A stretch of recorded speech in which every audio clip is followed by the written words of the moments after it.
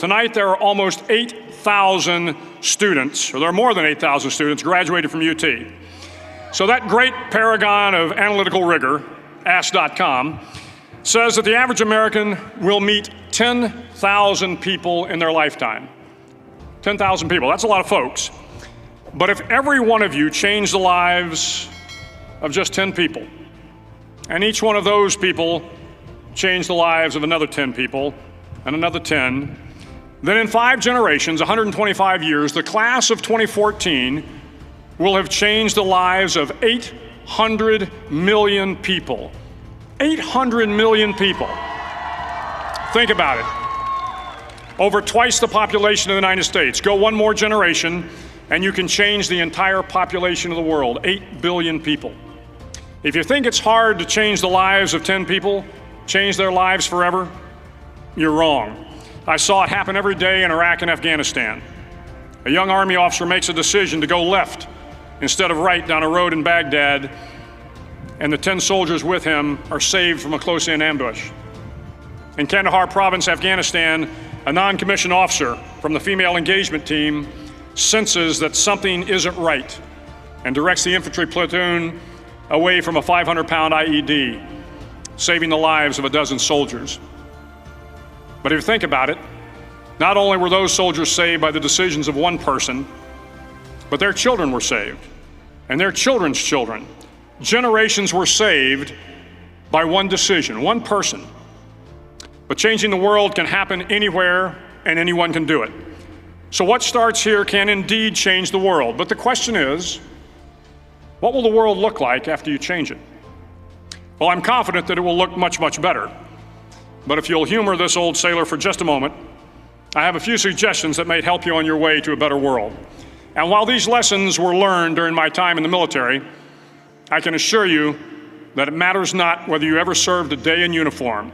It matters not your gender, your ethnic or religious background, your orientation, or your social status. Our struggles in this world are similar, and the lessons to overcome those struggles and to move forward, changing ourselves and changing the world around us, will apply equally to all. I've been a Navy SEAL for 36 years, but it all began when I left UT for basic SEAL training in Coronado, California. Basic SEAL training is 6 months of long, torturous runs in the soft sand, midnight swims in the cold water off San Diego, obstacle courses, unending calisthenics, days without sleep, and always being cold, wet, and miserable. It is 6 months of being constantly harassed by professionally trained warriors who seek to find the weak of mind and body and eliminate them from ever becoming a Navy SEAL. But the training also seeks to find those students who can lead in an environment of constant stress, chaos, failure, and hardships. To me, basic SEAL training was a lifetime of challenges crammed into 6 months. So here are the 10 lessons I learned from basic SEAL training that hopefully will be of value to you as you move forward in life. Every morning in SEAL training, my instructors, who at the time were all Vietnam veterans, would show up in my barracks room, and the first thing they'd do was inspect my bed. If you did it right, the corners would be square, the covers would be pulled tight, the pillow centered just under the headboard, and the extra blanket folded neatly at the foot of the rack. It was a simple task, mundane at best, but every morning we were required to make our bed to perfection. It seemed a little ridiculous at the time, particularly in light of the fact that we were aspiring to be real warriors, tough, battle-hardened SEALs.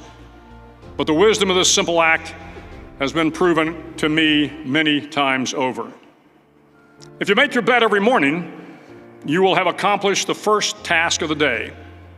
It will give you a small sense of pride, and it will encourage you to do another task, and another, and another. And by the end of the day, that one task completed will have turned into many tasks completed. Making your bed will also reinforce the fact that the little things in life matter. If you can't do the little things right, you'll never be able to do the big things right. And if by chance you have a miserable day, you will come home to a bed that is made, that you made. And a made bed gives you encouragement that tomorrow will be better. So if you want to change the world, start off by making your bed. During SEAL training, the students During training, the students are all broken down into boat crews. Each crew is 7 students, 3 on each side of a small rubber boat, and 1 coxswain to help guide the dinghy. Every day, your boat crew forms up on the beach and is instructed to get through the surf zone and paddle several miles down the coast. In the winter, the surf off San Diego can get to be 8 to 10 feet high, and it is exceedingly difficult to paddle through the plunging surf unless everyone digs in. Every paddle must be synchronized to the stroke count of the coxswain. Everyone must exert equal effort, or the boat will turn against the wave and be unceremoniously dumped back on the beach. For the boat to make it to its destination, everyone must paddle. You can't change the world alone. You will need some help. And to truly get from your starting point to your destination takes friends, colleagues, the goodwill of strangers, and a strong coxswain to guide you. If you want to change the world, find someone to help you paddle. Over a few weeks of difficult training, my SEAL class, which started with 150 men, was down to just 42. There were now 6 boat crews of 7 men each. I was in the boat with the tall guys, but the best boat crew we had was made up of the little guys, the Munchkin crew, we called them. No one was over 5'5". The Munchkin boat crew had 1 American Indian, 1 African American, 1 Polish American, 1 Greek American, 1 Italian American, and 2 tough kids from the Midwest. They out-paddled, outran, and outswam all the other boat crews. The big men in the other boat crews would always make good-natured fun of the tiny little flippers the Munchkins put on their tiny little feet prior to every swim.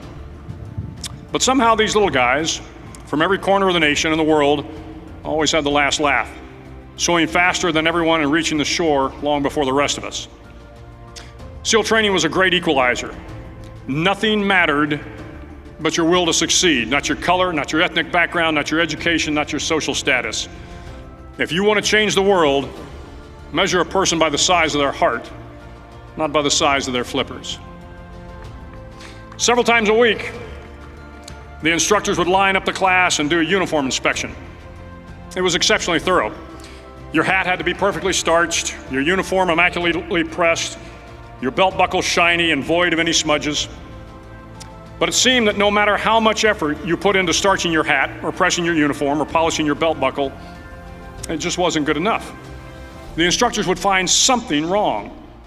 For failing the uniform inspection, the student had to run, fully clothed, into the surf zone, then wet from head to toe, roll around on the beach until every part of your body was covered with sand.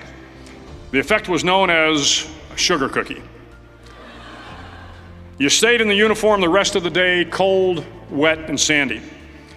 There were many a student who just couldn't accept the fact that all their efforts were in vain, that no matter how hard they tried to get the uniform right, it went unappreciated. Those students didn't make it through training. Those students didn't understand the purpose of the drill. You were never going to succeed.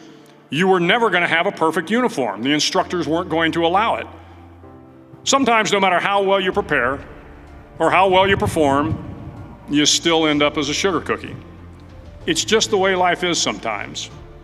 If you want to change the world, get over being a sugar cookie and keep moving forward. Every day during training, you were challenged with multiple physical events: long runs, long swims, obstacle courses, hours of calisthenics, something designed to test your mettle. Every event had standards, times you had to meet. If you failed to meet those times, those standards, your name was posted on a list, and at the end of the day, those on the list were invited to a circus. A circus was 2 hours of additional calisthenics, designed to wear you down, to break your spirit, to force you to quit. No one wanted a circus. A circus meant that for that day, you didn't measure up.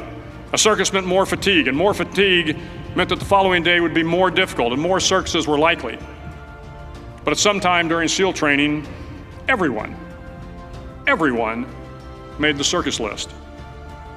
But an interesting thing happened to those who were constantly on the list. Over time, those students who did 2 hours of extra calisthenics got stronger and stronger. The pain of the circuses built inner strength and physical resiliency. Life is filled with circuses. You will fail. You will likely fail often. It will be painful. It will be discouraging. At times, it will test you to your very core.